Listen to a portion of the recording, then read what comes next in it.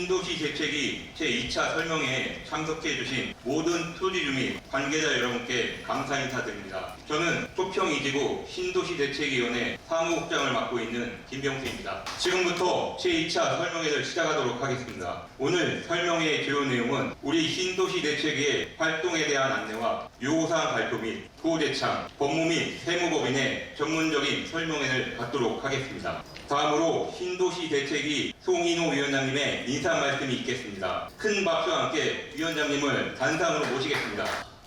구리 토평 2지구 신도시 대책위원회 위원장 송인호 인사드리겠습니다.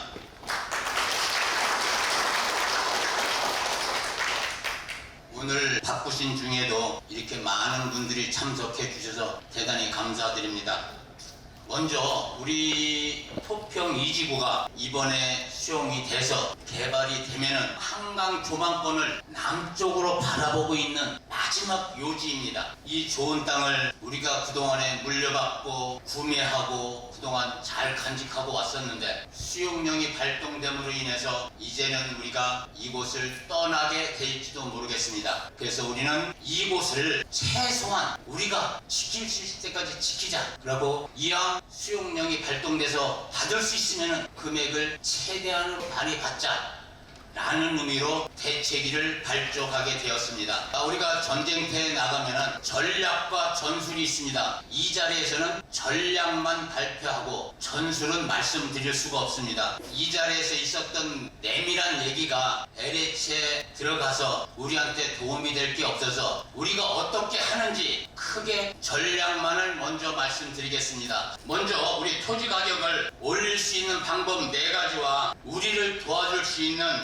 기관과 단체를 말씀드리겠습니다. 우리 가격을 올릴 수 있는 4가지 방법 중에 첫째는 우리가 감정평가를 받을 때 최고의 가격을 받을 수 있도록 평가사를 선정해야 됩니다. 두 번째, 양도소득세를 내지 않아야 됩니다. 세 번째는 우리를 현재 도와주고 있는 고구려 법무법인과 협조해서 금액을 최대한 많이 받을 수 있도록 노력해야 됩니다. 네 번째, 우리가 나중에 돈을 받고 나면 받기 전에라도 절세할 수 있는 방법을 찾아서 해야 됩니다. 절세 부분은 구리에서 22년간 절세 부분만 그동안에 노력해왔던 배인숙 세무사가 감당하고 있습니다. 그래서 우리 도와주고 있는 로펌과 세무사는 제일 막강하다고 생각하고 있습니다. 두 번째는 우리 토지주에게 도움을 줄 수 있는 기관을 알아보겠습니다. 가장 먼저는 구리시청입니다. 구리시에는 시장님과 국장님과 그의 구성원들이 있습니다. 그분들이 우리 구리 시민을 위하고 구리시가 부자 되기 위해서 우리한테 땅값을 많이 받을 수 있도록 더 많은 보상을 받을 수 있도록 최대한대로 협조를 해 주셔야 됩니다. 그 다음에 우리가 활동하고 있는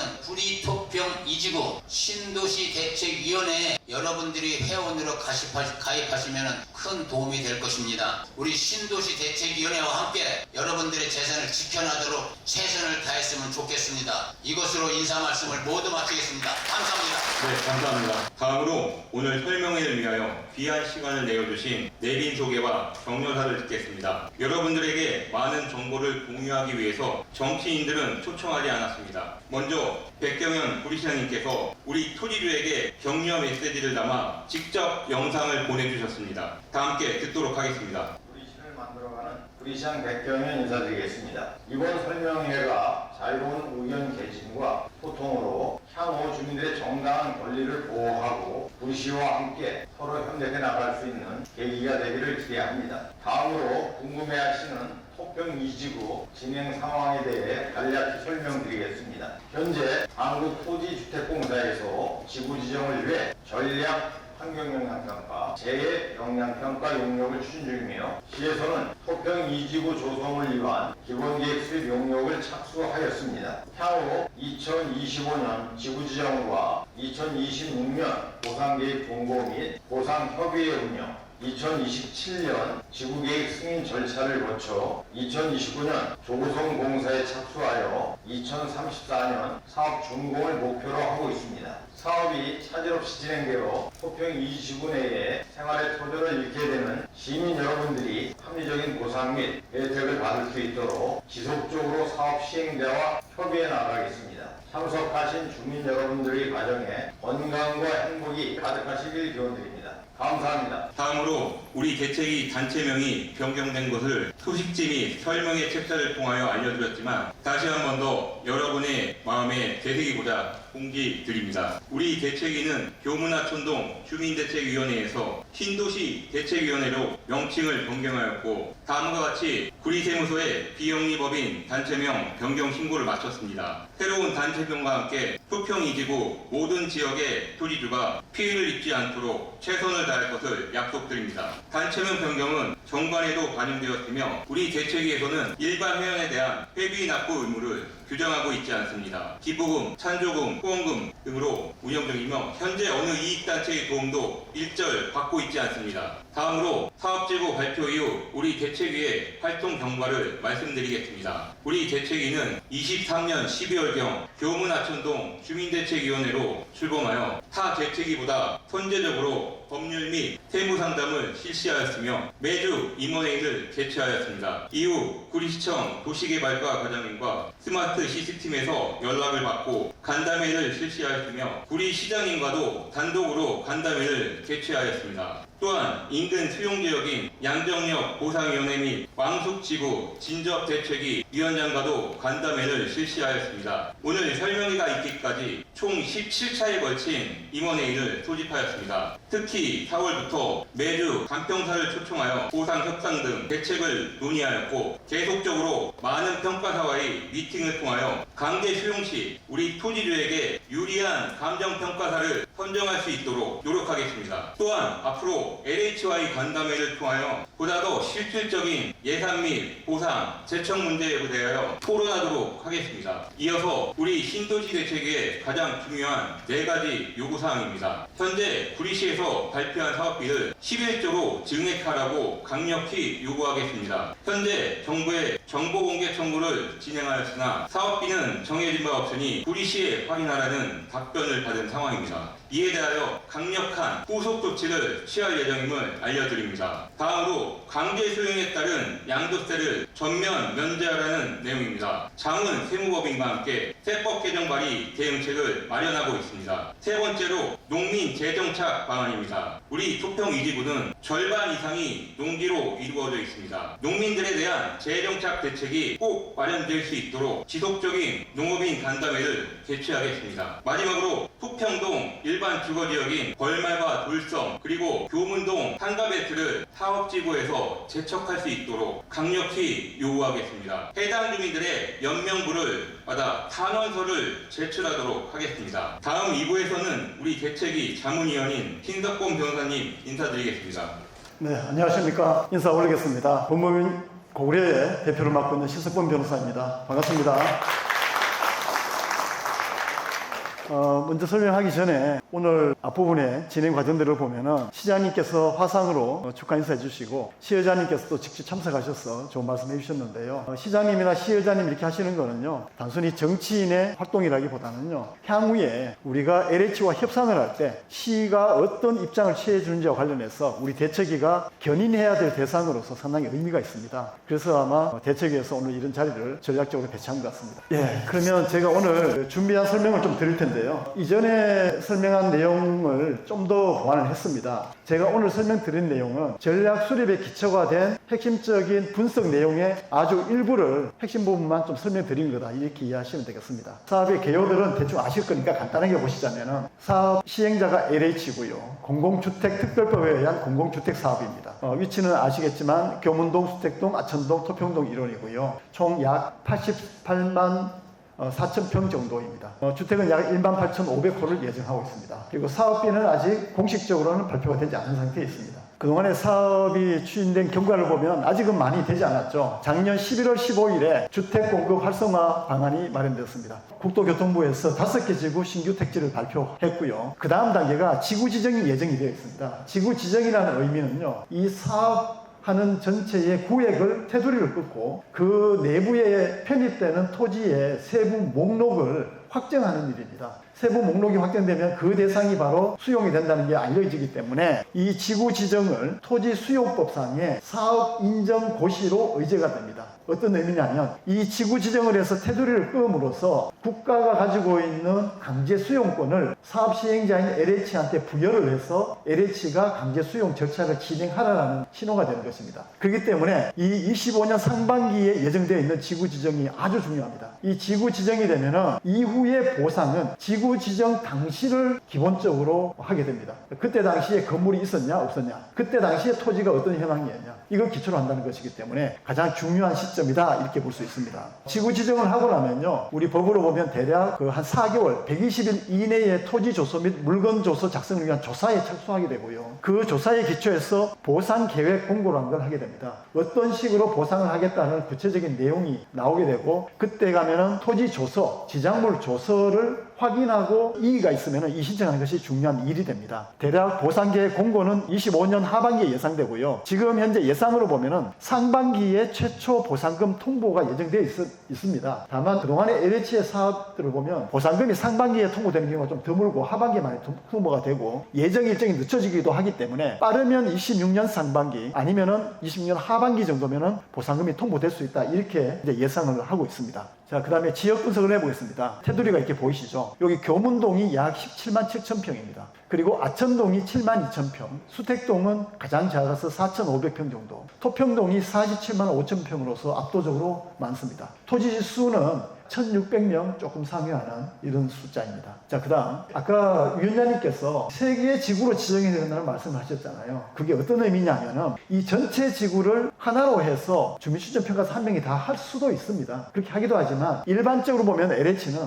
한 30만 평 정도를 기준으로 구역을 많이 나눠서 분할하기도 합니다. 그 이유는 감정평가사들이 한 보통 1개월 내지 최대 한 2개월 내에 이 전체 면적에 대해서 정확한 감정평가를 하려면 시간에 쫓기니까 물량을 서로 좀 분할을 하는 의미도 있고요. 그 다음에 이 지역적으로 각각의 이 토지들이 특색이 있지 않습니까? 그 여러 가지 토지의 가치뿐만 아니라 현황이 다를 수 있기 때문에 이렇게 분할하는 방식을 많이 합니다. 그래서 앞으로 이 지역에도 역시 감정평가 구역이 분할될 가능성이 높다고 보고 있고요. 저희들이 예상해 보건대는 이렇게 3개 구역으로 분할되지 않겠는가라고 예상을 해봅니다. 1구역은 교문 아천동을 축으로 해서 약 28만 평, 2구역은 이 벌말로를 기준으로 해서 서측에 있는 벌말로 서측, 그 다음에 3구역은 벌말로의 동측으로 한 34만 평, 이렇게 될 가능성이 높겠다라고 생각하고 또 이렇게 요구할 생각입니다. 이렇게 된다면은 주로 교문 아천동 지역에 있는 쪽의 부분은 대로를 중심으로 한 상가라든지 이런 특성이 좀 더 반영될 수 있을 테고요. 3구역 같은 경우에는 벌말과 돌섬고 같은 이런 특색들을 좀 더 강력하게 주장할 수가 있겠죠. 그렇게 대책에서 전략을 마련하고 있습니다. 그 다음에 지목별로 수용 지역의 땅들을 한번 분석을 해보겠습니다. 가장 먼저 대지입니다. 대지는 면적이 약 3만 4천 평으로서 구성비는 약 3.88%입니다. 여기에 대지가 밀집된 곳이 바로 벌말, 돌섬, 그리고 교문, 아천동, 상가벨트 이쪽입니다. 이쪽은 평균 공시지가는 평당 약 한 700만 원 되는데요. 각각에 대해서 전부 다 토지 소유자들의 강력한 재척 요구가 있습니다. 이렇게 가운데가 재척되는 경우가 드물기는 합니다. 그렇지만 이 재척 요구가 의미 있는 것은요, 설사 재척이 안 된다고 하더라도 이러한 특수성들이 부각이 되고 중요한 쟁점화돼서 LH에서 보상을 담당하거나 이후에 이 지구를 설계하는 사람들이 상당히 그 주장에 귀를 기울이게 되고 여러 가지 향후에 우리가 전술을 다양하게 구사하기에 유리한 점들이 있기 때문에 이 재척 주장을 하게 된 것입니다. 그 다음에 지목별로 전답 과수원이 48만 평으로 약 54.5%, 과반을 넘습니다. 평균 공시가는 약 평당 한 180만 원 됩니다. 그 다음 잡종지를 보면 한 15.68%, 13만 8천 평 정도 되고 평균 공시가는 300평 정도 됩니다. 조금 전에 말한 대지와 전답, 잡종지를 합치면 약 한 75%가 되고 나머지는 도로라든지 국어라든지 제방 이런 것들이 많이 포함돼서 나머지 25%를 이루고 있는데요. 이후에 우리가 사업 예산에 사업비 증액 투쟁을 하는 근거 부분을 보여드릴 때 다시 한번 설명드리겠습니다. 자, 이 사업비 7조 2천억이라는 얘기는 바로 시장님께서 한 얘기입니다. 24년 3월 7일에 뉴스 인과의 인터뷰 중에서 바로 이야기가 나왔거든요. 자, 여기에서 주목할 것, 끝단위까지 2268억 원까지 구체적으로 나왔잖아요. 이게 의미하는 것은 뭐냐면은 가감정을 했다는 얘기입니다. 이 근거가 어떻게 나왔을까를 저희 법인이 한번 분석을 해봤거든요. 자, 보시면요. 이 각 땅의 평균 공시지가와 이 면적을 곱하면 바로 보상비가 나오죠. 그죠? 전체 가격이 나올 것 아닙니까? 그런데 이 가격에다가 2배를 해봤습니다. 예를 들면 대지가 평균이 700만 원인데 이걸 2배를 하면 평당 약 1,400만 원 됩니다. 이렇게 했더니요. 놀랍게도요. 약 3조 5천억, 3조 6천억 가까이가 나옵니다. 어떻죠? 7조 2천억의 절반 정도 되잖아요. 그죠?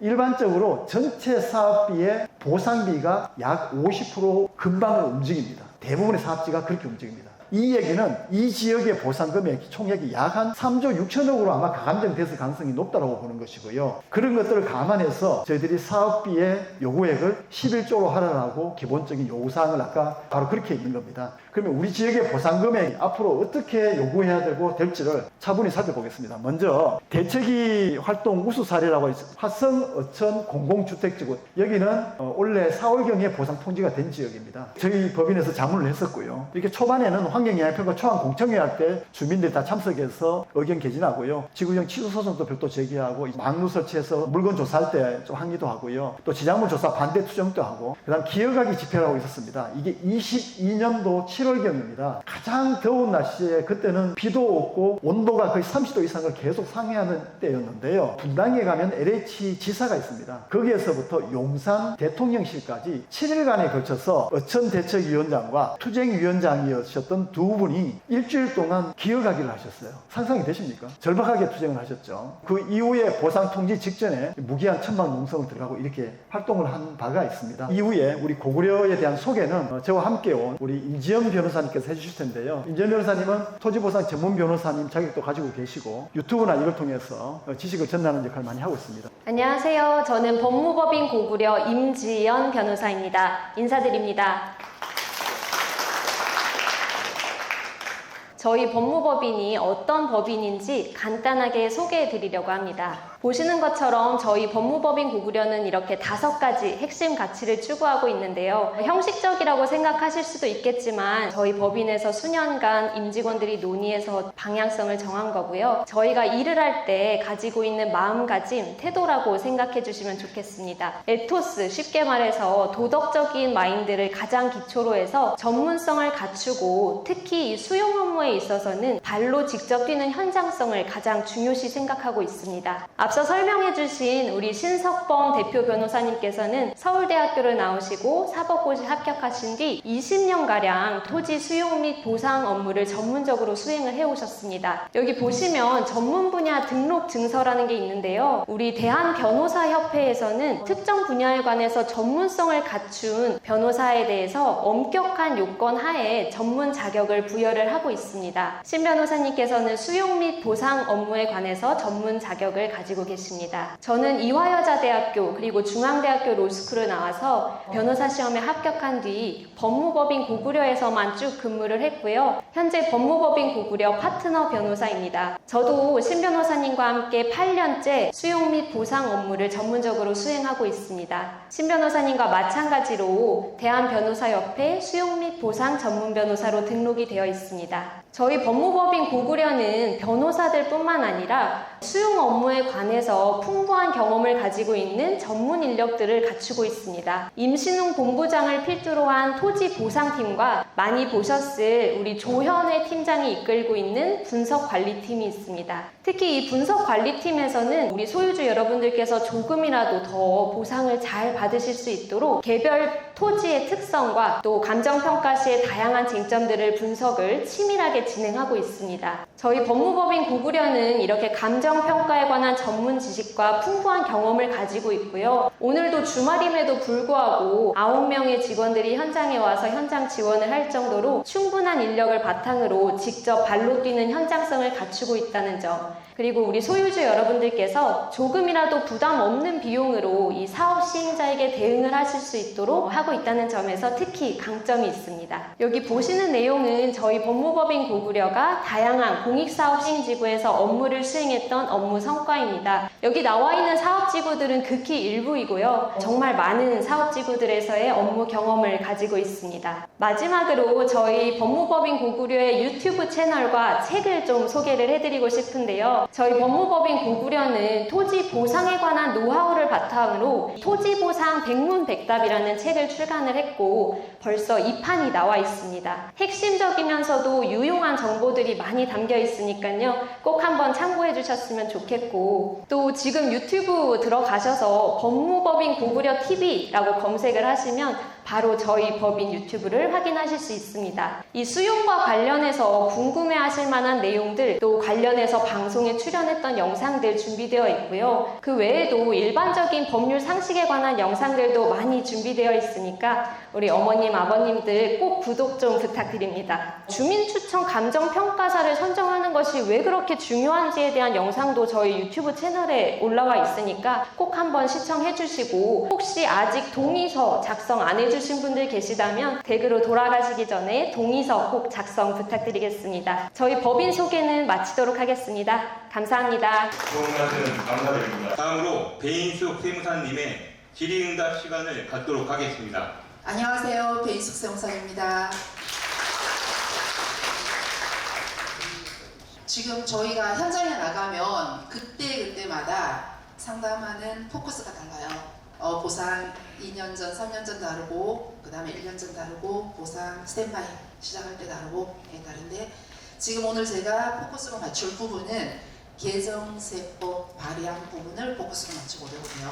왜 그러냐면 이 세법이라는 게 금방 개정이 안 되거든요. 우리가 발의를 했을 때 상당한 시간이 소요가 되기 때문에 지금쯤은 그 부분을 한번 짚을 예정이고요. 이거를 저 혼자 이름으로 들어가는 게 아니라 이번에는 위원회 이름으로 단체로 국세청에 발의를 할 예정이고요.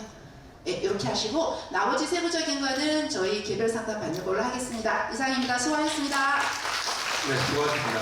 다시 한번 강조드립니다. 우리 재채기는 여러분의 재산을 지키고 최고의 가치로 평가받도록 열심히 활동하겠습니다. 다른 재채기에도 동의서를 제출한 분들이 많을 거라 생각됩니다. 다른 재채기에서는 중복으로 제출하면 무효라고 하는데 전혀 그렇지 않습니다. 그리고 동의서 제출에 대해서 거부감이 있으신 주민도 계신데 전혀 걱정하지 않으셔도 됩니다. 개인이 재산권 행사에 전혀 반하는 것이 없으며 단지 우리 구역을 위한 우리 토지에 대한 감정을 우리가 선정한 간평사에게 맡기겠다는 것이므로 부담 갖지 마시고 동의서를 반드시 작성해 주시기 바랍니다. 모든 동의서 작성 시 간평사 선정 외에 다른 문구가 없는지만 확인하시면 됩니다. 자, 그럼 마지막으로 노후재창을 하겠습니다. 7조 2천억 사업비를 11조로 증액하라.